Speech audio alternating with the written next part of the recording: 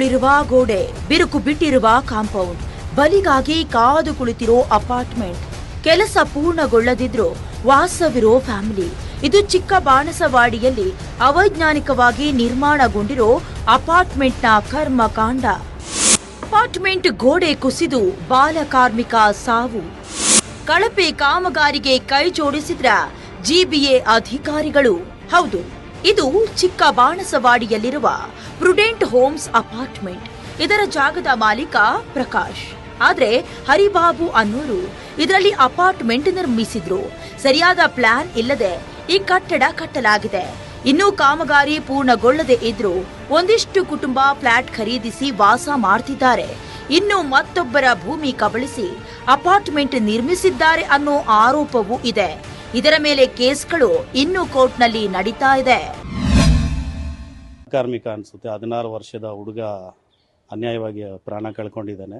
ಇದಕ್ಕೆ ಕಾರಣ ಏನಂತಂದ್ರೆ, ಮೂಲ ಕಾರಣ ಇದು ಒಂದು ಇಲ್ಲಿಗಲ್ ಕನ್ಸ್ಟ್ರಕ್ಷನ್ ಬಿಲ್ಡಿಂಗ್. ಇದು ಒಂದು ಕಳಪೆ ಕಾಮಗಾರಿ ಮಾಡಿರ್ತಕ್ಕಂಥದ್ದು. ಏನಕ್ಕೆ ಕಳಪೆ ಕಾಮಗಾರಿ ಅಂತ ನಾನು ಹೇಳ್ತೀನಿ ಅಂತಂದ್ರೆ, ಇದಕ್ಕೆ ಯಾವುದೇ ರೀತಿ ನಕ್ಷೆ ಇಲ್ಲ, ಅನುಮತಿ ಇಲ್ಲ.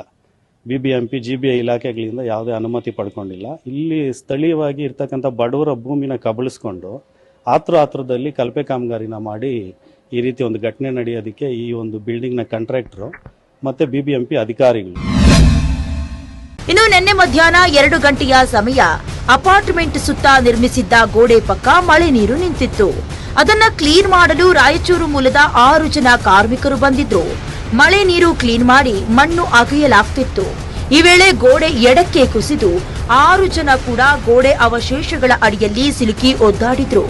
3 ಸುರಕ್ಷಿತವಾಗಿ ಹೊರಬಂದ್ರೆ ಧೂಳಪ್ಪ ಸೇರಿ 2 ಗಾಯಗೊಂಡು ಆಸ್ಪತ್ರೆ ಸೇರಿದ್ರು.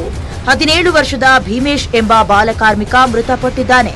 ಘಟನೆ ಸಂಬಂಧ ಜಾಗದ ಮಾಲೀಕ ಪ್ರಕಾಶ್ ವಿರುದ್ಧ ಬಾಣಸವಾಡಿ ಪೊಲೀಸ್ ಠಾಣೆಯಲ್ಲಿ FIR ದಾಖಲಾಗಿದೆ. ಅವರ ಸಂಬಂಧಿಕರಿಗೇನೆ ತುಂಬಾ ಗಂಭೀರವಾದಂತಹ ಗಾಯಗಳಾಗಿದೆ. ಈಗಾಗಲೇ ಅವರು ಆಸ್ಪತ್ರೆಯಲ್ಲಿ ಚಿಕಿತ್ಸೆಯನ್ನು ಪಡ್ಕೊಳ್ತಾ ಇದ್ದಾರೆ. ನಿನ್ನೆ ಪೊಲೀಸ್ ಠಾಣೆಯಿಂದ ಅಧಿಕಾರಿಗಳು ಬಂದು ಎಲ್ಲ ತನಿಖೆ ಮಾಡಿದ್ದಾರೆ. ಮುಂದೆ ಏನಾಗುತ್ತೆ ಅನ್ನೋದನ್ನ ನಾವು ಕಾದು ನೋಡಬೇಕಾಗಿದೆ. ನಾನು ಸಾರ್ವಜನಿಕರಲ್ಲಿ ಒಂದು ಪ್ರಮುಖವಾಗಿ ಮನವಿ ಮಾಡ್ಕೊಂತೀನಿ. ಇದು ಇವರು ಸುಳ್ಳು ದಾಖಲೆಗಳನ್ನ ಸೃಷ್ಟಿ ಮಾಡಿ ಕಳಪೆ ಕಾಮಗಾರಿ ಮಾಡಿ ನಿರ್ಮಾಣ ಮಾಡಿರ್ತಕ್ಕಂಥ ಒಂದು ಅಪಾರ್ಟ್ಮೆಂಟ್. ದಯಮಾಡಿ ಈ ಒಂದು ಅಪಾರ್ಟ್ಮೆಂಟ್ ಅಲ್ಲೂ ಯಾರು ಖರೀದಿ ಮಾಡಕ್ ಹೋಗ್ಬೇಡ್ರಿ. ಪಾಪ ತಾವುಗಳು ಸಾಲ ಸೂಲ ಮಾಡಿ ಬಂಡವಾಳ ಹಾಕಿ ಇಲ್ಲಿ ಖರೀದಿ ಮಾಡಿ ನಾಳೆ ದಿವಸ ಕಾನೂನಿಗಿಂತ ದೊಡ್ಡವರು ಯಾರು ಇಲ್ಲ. ಕಾನೂನು ಅಡಿಯಲ್ಲಿ ಇದಕ್ಕೆ ಡೆಮೊಲೇಷನ್ ಆರ್ಡರ್